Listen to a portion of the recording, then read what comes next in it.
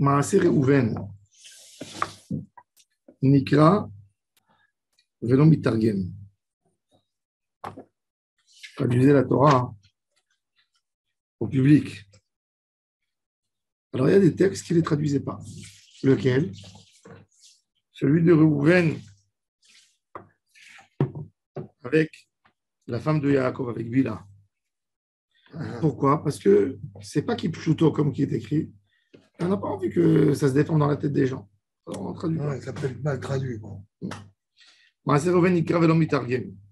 Maaseh Tamar, par contre, l'histoire de Tamar avec Yehuda, elle se lit, elle se traduit. Maaseh Egel Arishon Nikra ou Mitargem. Le Chet Egel qui est écrit dans la Torah. Pourquoi marqué Rishon Egel Arishon? Ça, c'est-à-dire, Moshe Rabbeinu, Aaron, il crée le Egel. Ça, c'est l'histoire du Egel. Ensuite, quand Moshe il descend, il dit à Aaron, qu'est-ce que tu as fait? Pourquoi tu as fait ça au peuple d'Israël? Il dit, ils m'ont mis la pression, ils voulaient me tuer. J'ai jeté l'or dans le feu et il est sorti le veau.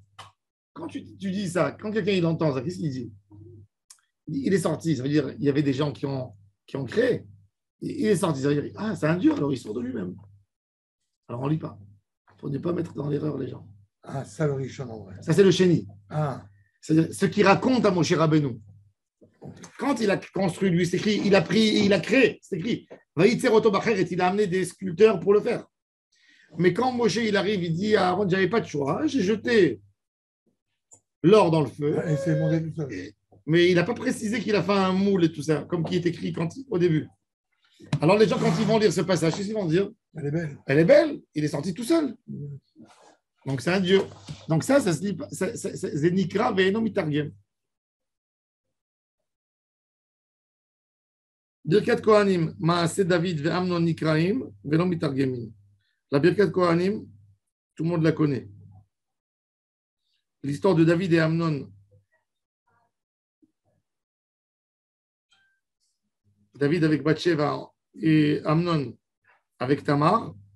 Nikraim Ve'no Mitargemim. On ne dit pas non plus. On ne traduit pas. On le dit, non? On le lit. Non, mais aujourd'hui, on ne le lit pas. À l'époque, il faisait En Maftirim Merkava. On n'a pas le droit de faire une haftara sur Ézéchiel. Ah, comment nous on fait l'haftara de Kippour? Ézéchiel.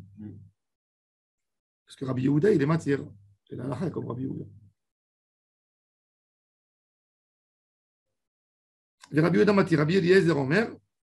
En maftirim behoda et Yerushalayim. C'est une paracha dans Ézéchiel. Hoda et Yerushalayim et kol chatotea. Et Toravotea. C'est un verrot. On ne veut pas parler du mal du Ham Israël. Est-ce qu'ils lisaient ces haftarot-là? Nous, on a pu. Non. Ils lisaient d'abord, ils avaient une coutume avant Mincha, le Shabbat. Ils se mettaient tous à la synagogue, on faisait sortir un avis et ils lisaient. C'est pour ça que à Tunis, il est resté que le minag avant Mincha, Goalenu. Pourquoi ils font Goalenu? Ah, c'est un avis, ça? Non, parce que Goalenu, tu fais comment? C'est la fin de lecture du Navi.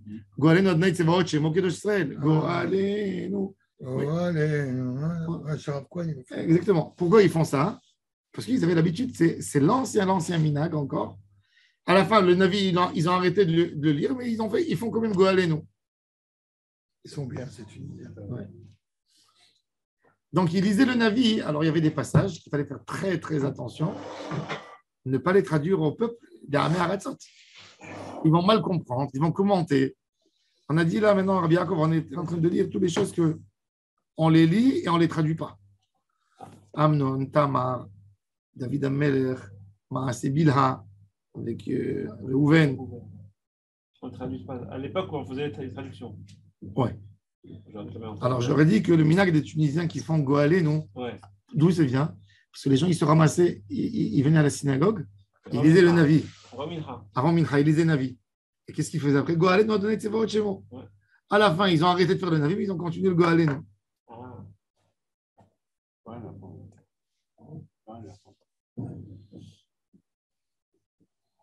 Tano Rabanan. Yesh Nikrin ou Mitargemin. Il y a des textes qui se lisent et qui se traduisent. Veyesh lo nikirin velo mitargemin, qu'on ne le lit pas, jamais en Haftara. L'histoire de David et Amnon, par exemple.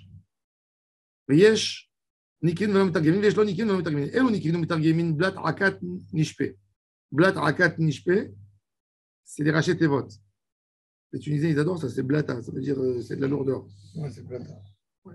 Blat, alors, Elo nikirin ou mitargemin, c'est long. Kriya et targum. Blat, akan, nishpe, c'est quoi? Rachet et vote. Maase bereshit, c'est bête de blat. Nikara ou mitargem. Pshita, pourquoi pas? Pourquoi tu lis pas, pourquoi tu vas pas traduire bereshit? Alors il dit oui. Il y a des amers à toi, ils vont dire, et qui c'est qui a créé Hachem? Il faut commencer à arrêter la scène. Je pose une question. Adam, il y a plusieurs choses. Mao de tema, à tous les chayoulés. Malé mala, ou malé mata, malé fanim, ou malé achon, kamash malan. Le lame est de blat. Maaselot ou shte benotar, nikra ou mitargem. On lit l'histoire de Lot avec ses filles. Même que c'est pas beau ce qui s'est passé, que les filles elles sont tombées enceintes de leur père.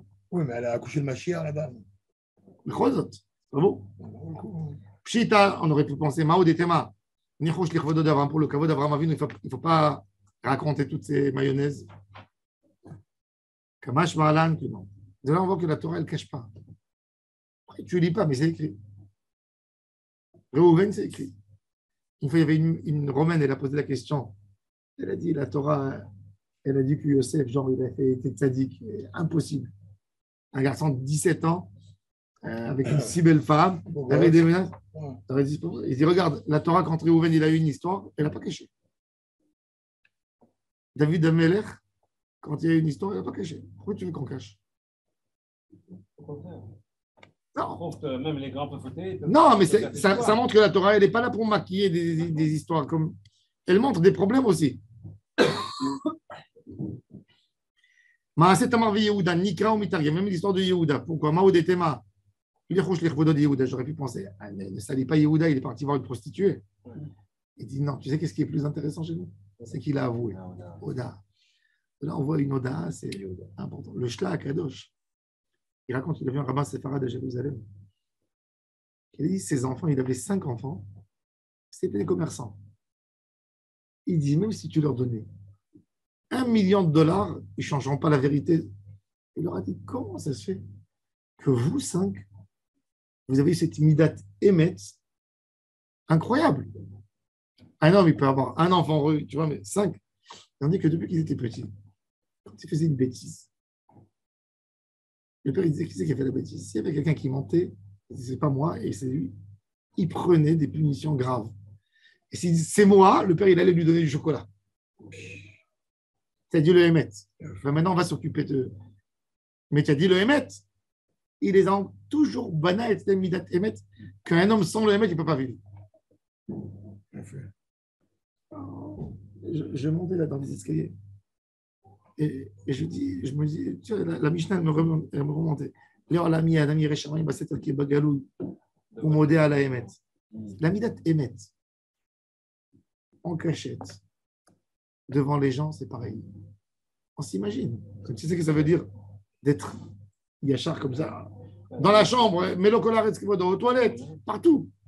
C'est comme ça qu'on teste la Emouna. Si en cachette on ne fait pas, c'est qu'on n'a pas la Emouna. On fait par rapport aux autres, c'est pas par rapport à Hachem. Mais tu vois déjà que Rabban Yochanan Ben Zakkai, la Gemara Maseret Brachot, il a dit à ses élèves, Alvaï shiye mora shamayim, mora basar vadam, mora shamayim, ils lui ont dit quoi? Tu nous vexes? Ah oui. Il a dit Alvaï. Adam, pour un Attention, bien sûr.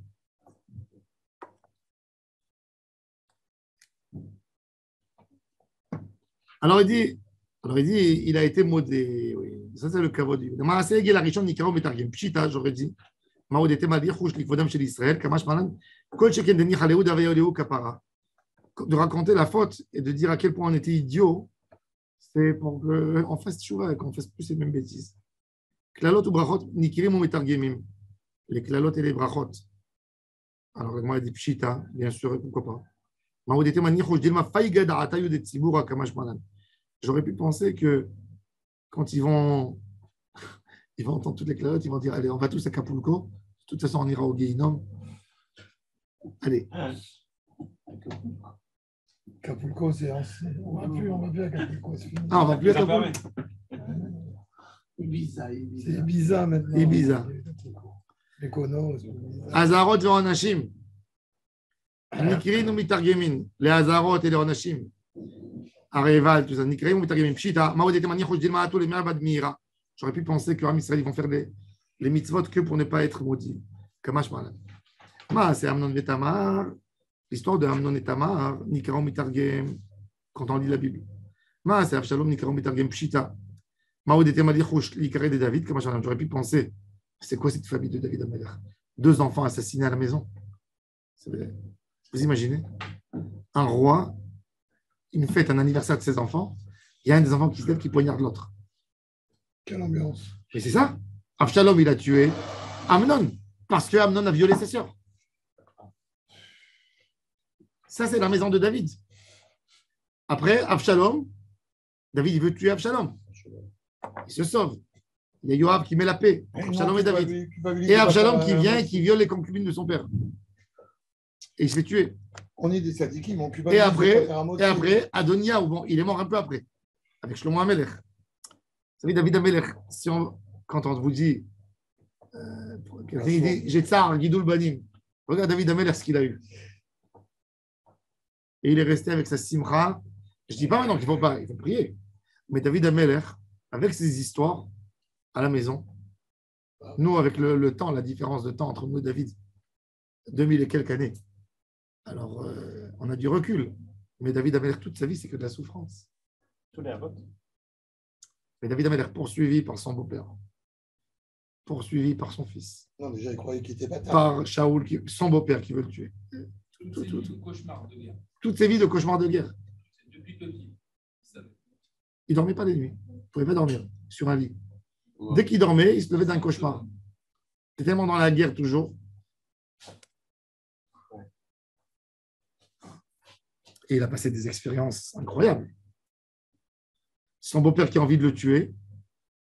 Et quand il est fiancé avec sa fille, il dit va m'amener 100 prépuces de Philistins. Ce que ça veut dire, va m'amener 100 prépuces. Il les compte. Ça veut dire, va te battre avec un homme pour lui enlever. Il emmène 200.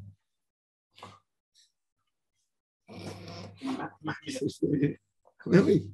Non, mais c'est. Non, mais c'est un guerrier, David. C'est quoi cette religion, je pense?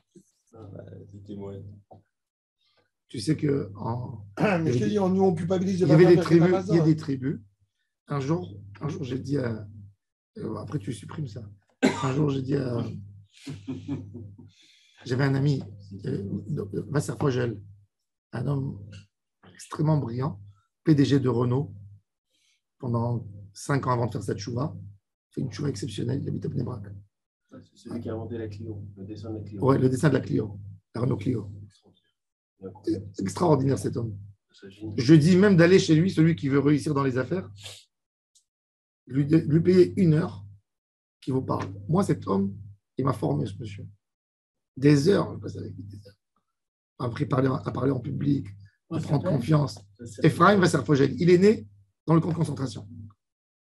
Dans le camp de concentration. C'est une vraie histoire. Une vraie histoire. C'est un livre. Oui, c'est un monsieur incroyable. Ouais. C'est un homme chacham d'abord, d'une manière remarquable. C'est Polytechnique, tout ça, c'est les grandes écoles. C'est le brillant des grandes écoles. Il a même fait Sciences Po. Hein? Il a même fait Sciences Po. Sciences Po, tout. J'ai mangé avec lui. C'est un homme exceptionnel. En tous les cas.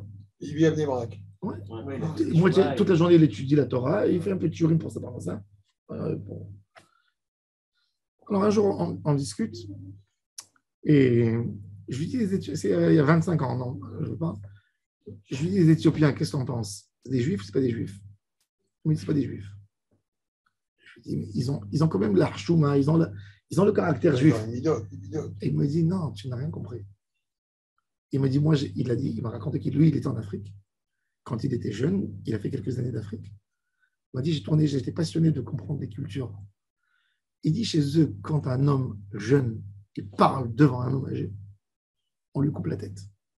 Il m'a dit, maintenant, quand toi, tu vas à Paris, tu vas au métro, des blacks, avec une lanière en cuir et une petite étoile ou un truc en métal comme ça qui sort de la lanière. Une, c'est une personne qui l'a tué. Deux, c'est deux. C'est comme les avions. Quand ils font tomber un autre avion, on met sur le truc, sur le cockpit, on fait qu'il a fait descendre un avion. Donc lui, quand il a ça, un, deux, ça veut dire quand il marche dans la rue, il met ça. Pour que vous sachiez, moi j'ai tué 3, j'ai tué 4. Et il m'a dit que en Érythrée, en Éthiopie, il y a des comment un homme, quand il fait la demande officielle de la main d'une fille, d'une grande famille, il doit lui amener ou des testicules de lion ou d'un autre homme. Ou tu as tué un homme pour moi, tu es capable. Il m'a dit c'est les gens les plus cruels de la terre, c'est les Africains. Il me dit quand ils sont polis, c'est parce que c'est une règle de société. C'est comme des chiens dans un troupeau de chiens qui a un chef. C'est pas de la politesse naturelle. C'est pas des midotes. C'est des règles. Ah oui, peut-être qu'il y a des Quel rapport avec les Éthiopiens? Hein? Quel rapport avec les Falachas? Alors, il dit bon, pour lui, on a discuté longuement. C'est vrai qu'en réalité, c'est pas des juifs. Il faut tous les convertir. Je vous dis que si un jour, il y a une fille qui amène un falacha, il y a qui se convertissent. Les Russes, 70 ans sans Torah, moitié mamzer, problématique, histoire. Regardez. Eux, 2000 ans sans Torah, ils n'ont même pas la Torah orale. Ils mangent le poulet avec le lait. Même les religieux qui ont la kippa chez eux.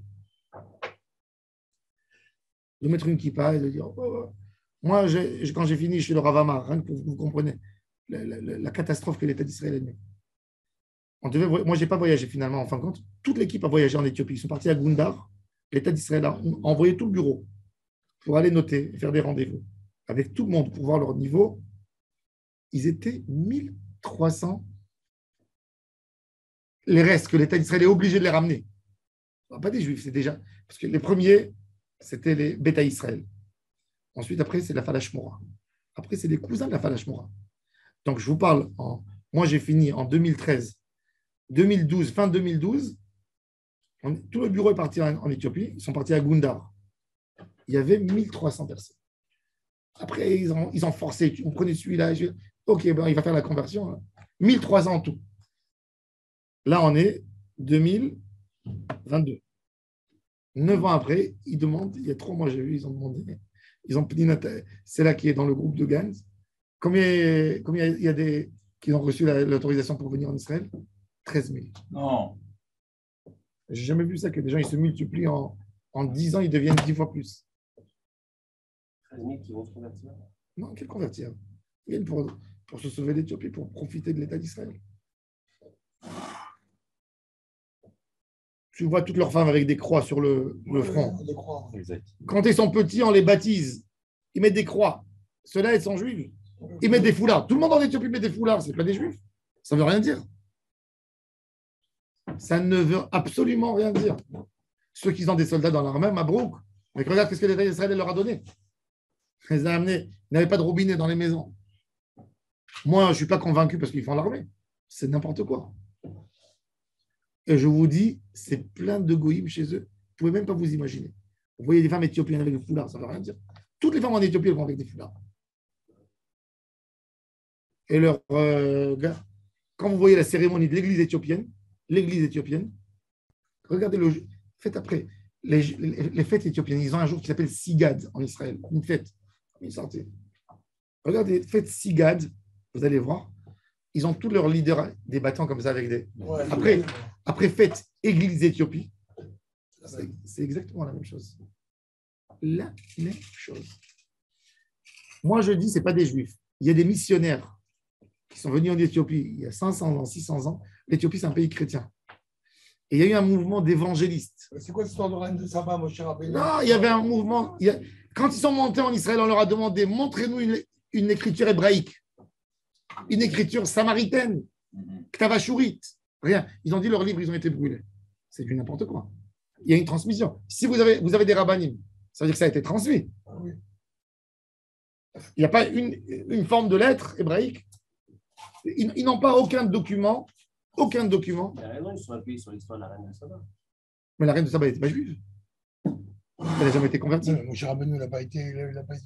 Mais non, c'est après Matan Torah, il faut convertir. Shlomo Rambam, il écrit dans Hidrot Gerout que leurs femmes, elles n'ont pas été converties. C'est des goyotes. C'est écrit dans le Navi. Ba nakar nashim nochriyot. C'est écrit dans le Navi. Les enfants de la reine de Saba, ce n'est pas des juifs. Oui, c'est vrai, avec une Goya. Et non, donc moi je vous dis, c'est un mouvement d'évangélistes qui s'est propagé et développé, comme les luthériens en Éthiopie il y a 400-500 ans. C'est comme au Cameroun, il y a des gars qui font les Dodi. Ça veut rien dire. Il y a à Dimona, il y a un groupe qui s'appelle les Ivrim. Ils chantent dans les mariages, il y a des orchestres et tout ça. C'est des Noirs de Harlem, ils ne sont même pas venus d'Afrique. Ils avaient un prêtre qui leur a dit de venir en Israël, ils sont appelés les Ivrim. À Dimona, ils ont massacré la ville. En Afrique, il y a un concept, c'est la Torah par Internet. Ils apprennent sur YouTube. Je sais. Non, mais il y a des rabbins. Mais moi, mes shurim, ils passent au Cameroun. Ils m'ont envoyé, ils m'ont demandé mon compte de banque pour m'envoyer la dîme. La dîme, ils ont ramassé. Ils ont collecté la dîme pour moi. La dîme. Oui. Et ils ont Dinovic et Ravifra, ils sont spécialistes. Ouais, j'ai pas envie de votre dîme. J'ai dit donnez-la à des pauvres. Ravifra, il en a une tonne. Il y a un soir. Hein? Il y a un soir avant. Voilà, je trouve un métier. Voilà. Récupération de la dîme. C'est rien. Misva. Mais il faut être sûr qu'ils vont pas couper Sur le couvert de la misva. Bon. T'as juste à me donner un numéro? Juste le riz. Alors, habiter chez toi pendant 6 mois. C'est ça les Africains. Ouais. On va faire les conditions générales de. Alors, on revient à David Ammeler. Après, Oui, je sais, c'est prévu. T'as prévu à dépasser. Alors, il dit. Ils écoutent ce cours-là, ils vont pas Vraiment, écouter. un vrai montage là. Ce qu'on garde, ce qu'on garde pas. C'est la matinée. Maaseh Pielegesh Bagiva, c'est une des plus grandes horreurs qu'il y a eu dans le Ham Israël. Un viol collectif d'une jeune fille, une concubine. Son mari, pour choquer le public, il a pris sa femme, il a partagé en 12 morceaux. Et il a envoyé pour choquer le Ham Israël, pour condamner ce village de ce qu'ils ont fait à sa femme, sa concubine. Et le Ham Israël, ils sont partis réclamer la vengeance de cette fille. Et elle a été défendue par le village. Les violeurs ont été défendus par Binyamin. Il y a eu une guerre civile terrible dans le Ham Israël. Les Binyamin ont tué dans le Ham Israël 30 000 personnes. Ils ont pleuré. Bref, finalement, le Ham Israël a exterminé toute la tribu de Binyamin. Il s'en restait que 400 hommes. 200 qui se sauvent en France, c'est les premiers juifs de France. Et les autres 200, Shaoul Amelech fait parmi eux. Donc, tout cela. Alors, cette histoire, on l'a dit aussi, quand on lit au public. C'est le dernier chapitre, celui qui veut la lire. Regardez Shoftim, dernier chapitre. C'est pour ça que dans les chivotes, tu dis pas le canard. Alors, il dit, non, pourquoi? Ils ont tendance à faire des viols collectifs. Évidemment. Non. Alors, il dit, alors bon.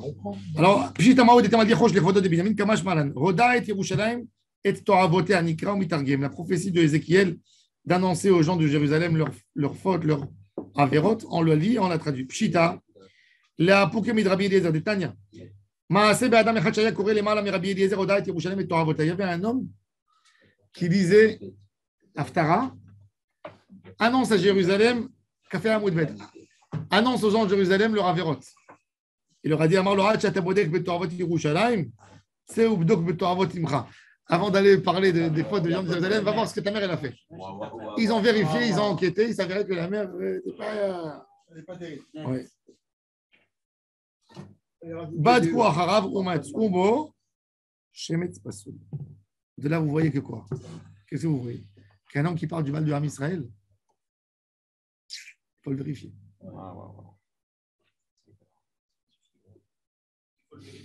Ah ouais. Il faut vérifier. Un mec qui dit du mal de Ham Israël, il faut vérifier. Ouais. Tu peux parler du système. Ouais. Velo Nikrin, Velo Mitargemin. Voici les textes qui se lisent et qui ne se traduisent pas. Ra Bedan. Siman Maaseh. Reuven Nikra Velo Mitargemin. L'histoire de Reuven. Ou Maaseh de Rabbi Hanina ben Gamliel Shalach le Kaboul. Il est parti à Kaboul. Kaboul, c'est en Afghanistan. Ouais. Mais il y a Kaboul aussi en Irak, en Kurdistan. C'est Kaboul. Kaboul. En Afghanistan. Oui, même là. Kaboul. C'est pareil. Non, c'est Kaboul ici aussi. Kaboul, c'est pareil. Elle n'a pas été ponctuée bien, mais. Vaya Koré Chazan. Vaya Khazan, il y avait d'ailleurs il y a des juifs en Afghanistan, ils ont trouvé la Gniza du Afghanistan, des textes de 1500 ans écrits sur un échange de réponses à l'Afrique avec les Guéonim. Ça s'appelle la Gniza d'Afghanistan. Regardez, c'est incroyable ce qu'ils ont trouvé là-bas. Des livres entiers écrits sur du parchemin, des rouleaux. Il y avait une très grosse communauté juive qui s'est développée sur le chemin de la soie.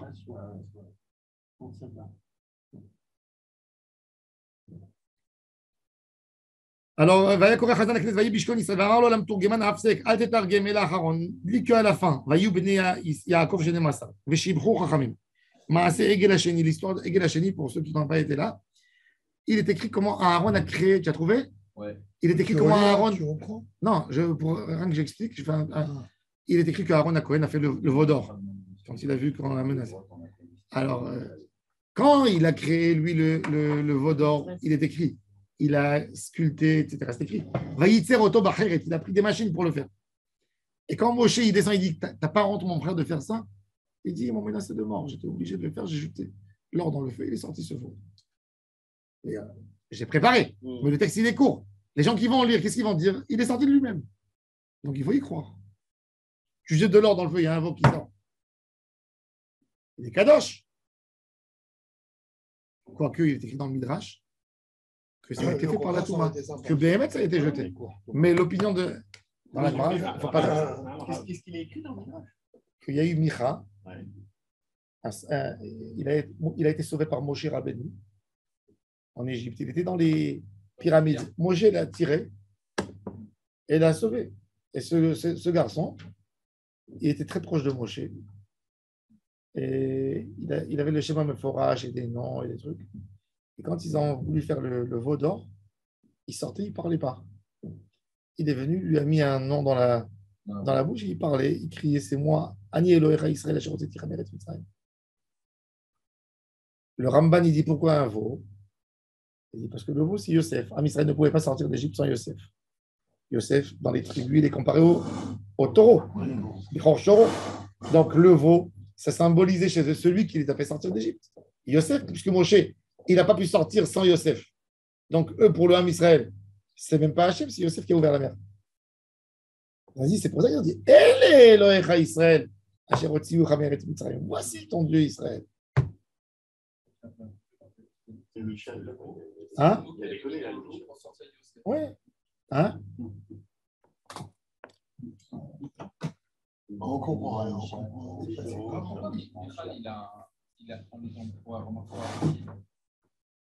Alors, Nikra velo mitargem. Eze maaseh Egel Hasheni min vayomer Moshe ad vayar Moshe. Tanya Rabbi Shimon ben Elazar omer leolam yeh adam zahir b'tshuvotav. Faire très attention dans les réponses. Shemitor tshuva shel yeshiva Aaron et Moshe. Pas kidua me'ararim shenema vayishlichu baesh vayetza Egel Hazeh. Il dit, regarde, Aaron, il a mal répondu. Il aurait dû dire, on m'a forcé, j'ai fait le Egel. Pourquoi il a dit vayetza Egel Hazeh? Comme s'il est sorti de lui-même. Ouais. C'est une façon de parler. Mais ça donne.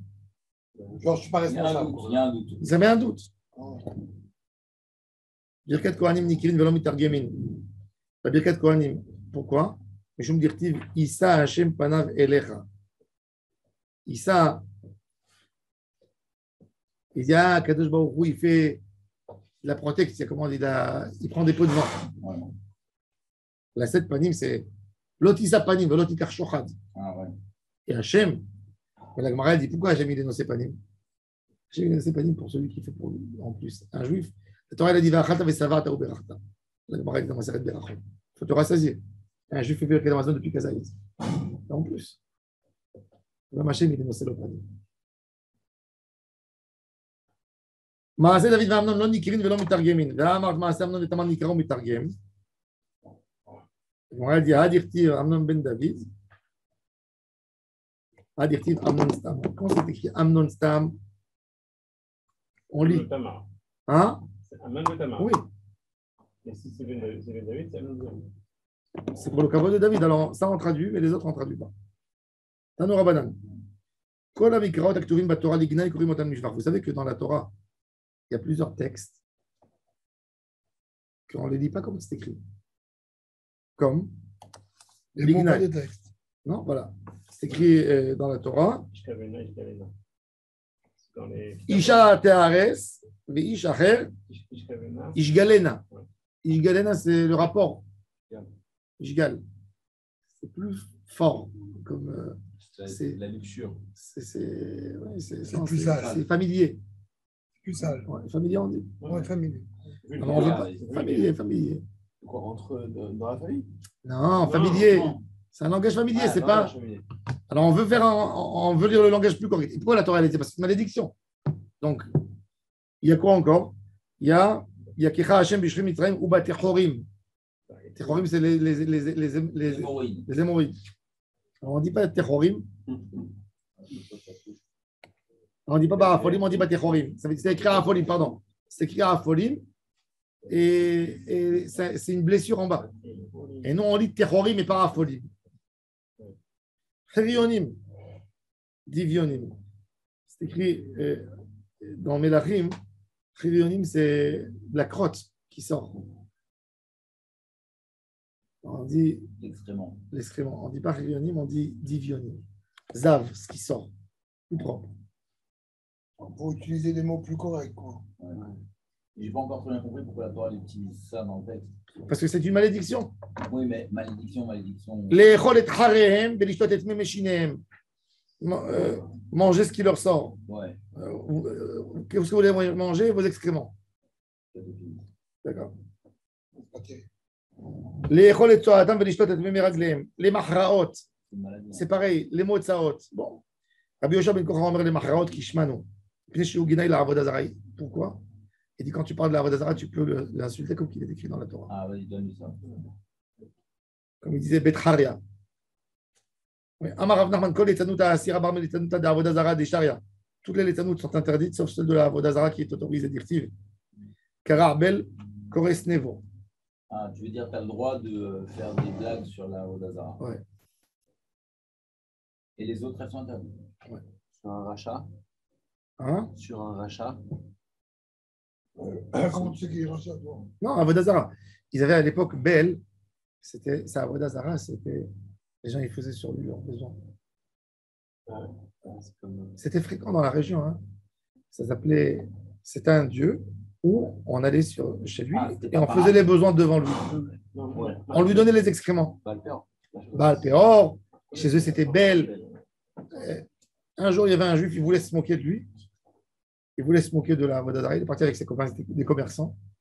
Ils ont vu Bet Peor. Il est rentré, il a dit moi je veux leur montrer ce que je suis capable de faire pour leur Dieu. Et il est monté, il a fait sur sa tête et il s'est essuyé sur son nez. Et quand il est sorti, tous les païens ils ont embrassé les pieds, ils ont dit jusqu'à aujourd'hui, il n'y a jamais quelqu'un qui a servi ça. Alors Chazal, ils lui ont dit qu'il a été enlevé d'Avodah Zarah Bécholim. Parce que lui, même qu'il a voulu se moquer, mais pour eux, c'est de la Avodah Zarah. La preuve. Ils sont venus féliciter. Alors, qu'est-ce qu'il dit le texte? Le texte, il dit que Bel, le texte, il dit que Bel, il était tellement chargé d'excréments qu'il s'était effondré. Ça veut dire de la saleté. Ça doit sentir mauvais. Oh, ça va. T'as bossé dans des abattoirs. Donc, tu vois apprendre de là que même le Navi, il se moque de la Avodah Zarah, mais vulgaire, tu vois. Rabbi Yana Yamar Meacha. L'Eglot Bet Aven Yaguru Shechen Shomron qui aval alav amour marav alav yagilo. Il dit pareil, c'est le même texte, Ragalot, tout est plein d'excréments et de crottes. Amar Abuna Barmanor Mishmid Ravacha Bered Rav Ika. Charele les bar Israël, les mémoires, les Orvet Kochavim, Shikle la Avodah Zarah ve'anche Beshin Taf Shelo. Il dit quand il y a un goy qui vient te proposer une Avodah Zarah, tu lui dis prends ça et essuie-toi. Tu dis un mot gros mot, tu vois. Enfonce-le dans ton. Shintaf, c'est là-bas. Oui, il dit t'as le droit. Amaravashi. Hayman Desane, les Shumaine, Charel les Vezouye, Begimel Veshin. Il dit à un homme qui fait des mauvaises choses, tu as le droit de lui dire bâtard dans la rue.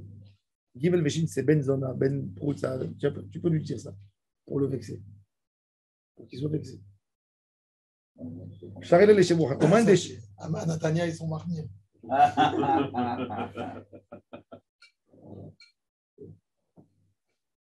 Alors déjà, il y a un débat entre Rachid, il amène deux pirouchim, c'est quoi? Il dit, tu as le droit de lui dire un mot vexant, tu vois.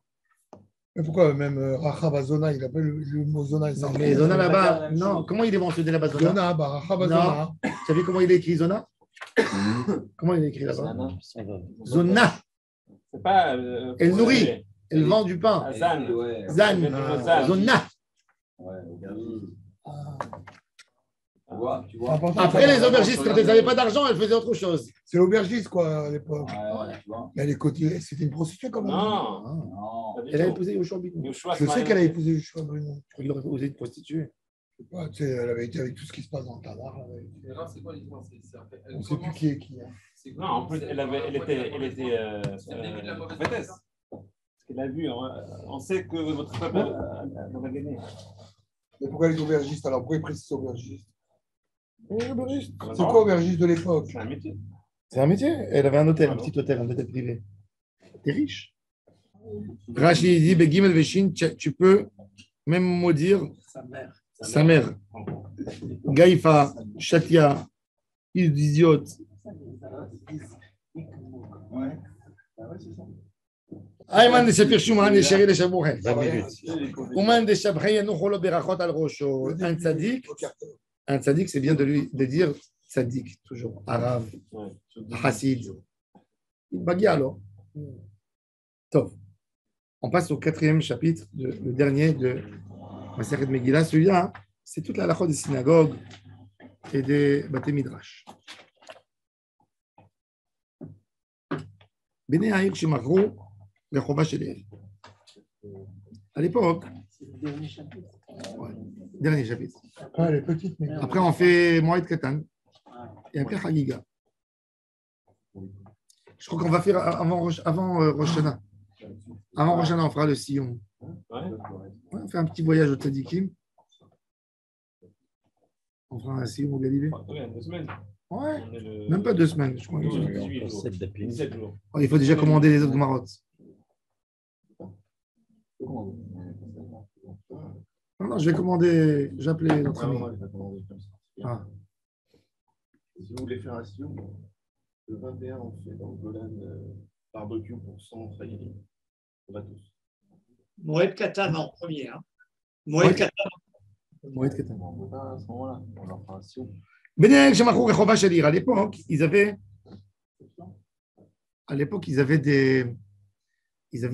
des endroits dans la ville prévus à des grands rassemblements religieux. Pas rien que ça, ils faisaient des enterrements. Mais quand, par exemple, le public, il se rassemblait pour entendre une dracha, ils n'avaient pas de capacité de construire des grosses salles, ils n'avaient pas de moyens, etc. Ils se réunissaient dans un endroit qui faisait comme une sorte d'amphithéâtre, mais religieux, qui servait que à des cérémonies religieuses. Alors ça, hein, si le comité de la ville a décidé de le vendre pour mettre un immeuble, alors avec cet argent, ils accordent cet argent pour faire une synagogue. Ils ont vendu une synagogue.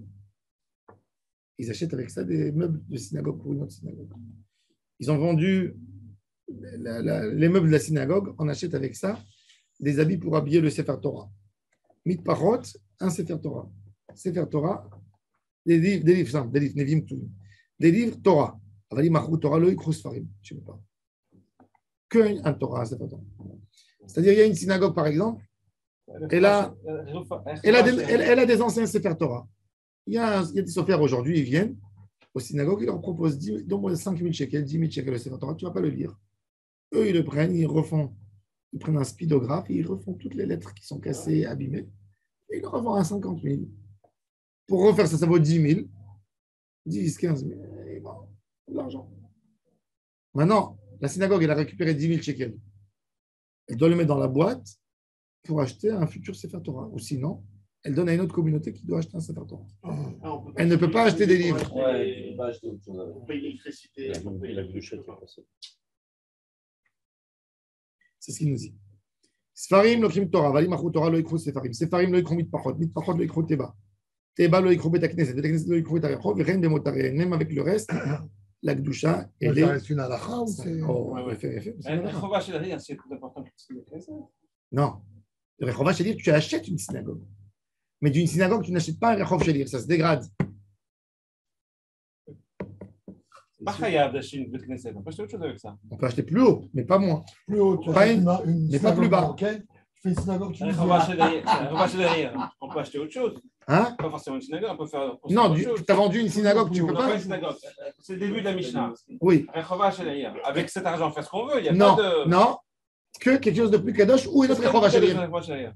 Non. Qu'est-ce qu'il y a de moins kadosh que le Rechova chez la Non, mais c'est un lieu d'assemblement religieux dans le Rechova Ah, Shelir. religieux. Oui, c'est ce que j'ai expliqué. C'est un lieu d'assemblement religieux. Très nerveux ce matin.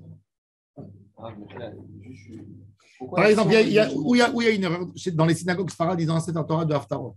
Il y a pas un Sefer, un petit livre comme ça, qui donne à un enfant, ouais, petit format. Voilà, et il y a des rimonimes dessus. Une fois, par exemple, le gaba, il n'y a pas de rimonime. Qu'est-ce qu'il fait le gaba? Il prend des rimonimes de Sefer Torah et met dessus. C'est un saut. Parce que c'est un accessoire de Sefer Torah, tu ne peux pas l'enlever. Si de toute façon, dans la Mishnah, on me dit que tu peux que monter dans la Gdusha, pourquoi il me fait le train inverse? J'ai compris. Non, il t'explique, d'accord, mais il vient t'expliquer aussi dire comment t'expliquer.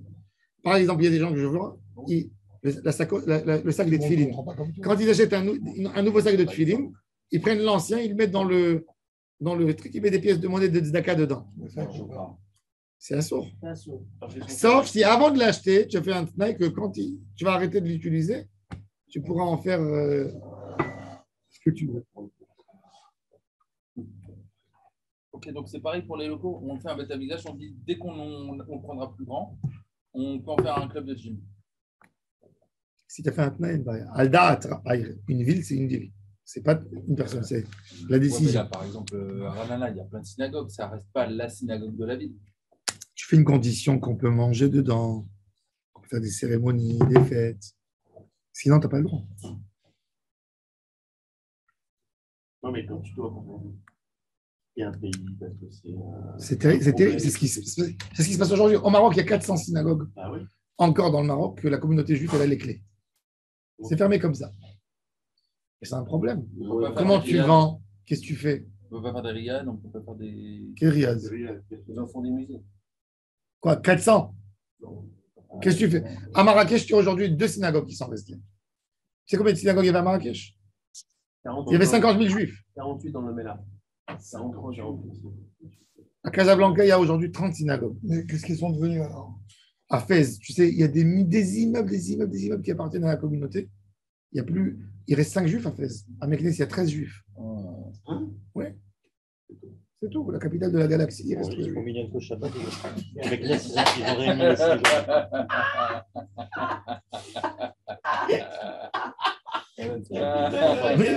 Là, vous avez fait plaisir, disons.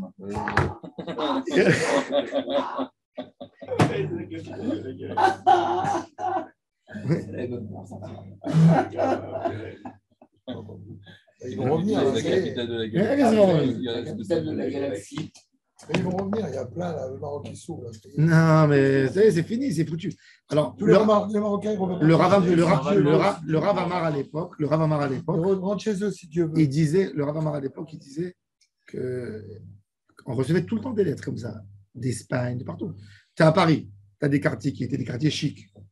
18e aujourd'hui. Quel juif va habiter au 18e? Tu as des synagogues. Tu as des synagogues à Gare du Nord, Gare de l'Est. C'est la synagogue là-bas. Maintenant, il n'y a plus de juifs là-bas dans le coin. Les mariages le dimanche. Non, même pas. Ils sont jolis. Non, je te parle des petites synagogues dans les appartements, quand ça fait les banlieues, Sarcelles, les Créteil, dans certains endroits. Qu'est-ce que tu fais? Alors, ils vendent. Ils demandent l'autorisation à un rave. Ils vendent. Par préférence, on le donne à une yeshiva ou à un Beth Knesset pour faire une synagogue en Israël, pour faire quelque chose. S'il y a pas, il y a un besoin réel de la communauté pour faire vivre les vieux. Tu as des gens aujourd'hui dans ces villes au Maroc, il y a quelques juifs il faut leur donner, tu vois. Alors, Bediavad, on leur donne. Bediavad, c'est pas la khatria. On ne dit pas qu'on peut vendre un Sefer Torah pour marier une Kala? Un Sefer Torah n'est pas une synagogue. Jamais vu. Si elle est belle. Un Sefer Torah privé qui appartient à quelqu'un. Ah, c'est incroyable ça. Alors, le minyan, ça crée un monde, en fait, le mariage. Rabbi Chaim Soloveitchik, un jour, Rabbi Chaim Soloveitchik, il avait trois calottes orphelines dans la communauté. Il est parti ramasser de l'argent pour les trois. Et chacun, il donne 1 shekel, 2 shekels, tu vois, un truc minimal.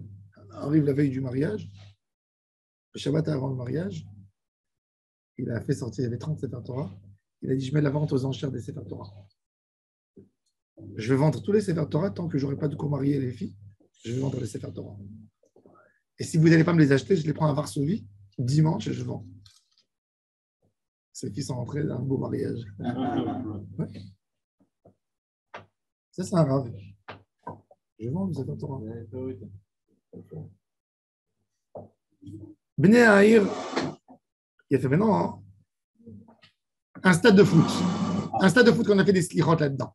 Il est kadosh. Ça dépend qui a joué après. Si c'est Araï, Hein? si c'est ponctuel. Un stade de un gymnase que tous les Shabbats il devient une synagogue. Comme à Ranana. Loué. Il est loué. Il n'est pas acheté. Ok. Il y a quand même eu de la Gdoucha là-bas. Non, Il n'est pas loué parce qu'il appartient à toute la ville. Ça veut dire, bon, on paye quelque chose, oui. Mais est-ce qu'il y a une Kidoucha dedans? Toutes les salles de fête en France, pour Kippour, La Gemara, elle dit que la halacha, c'est que non, il n'y a pas de Kidoucha. Comme le Arsinaï, c'est ponctuel. Non, ce n'est pas une question ponctuelle.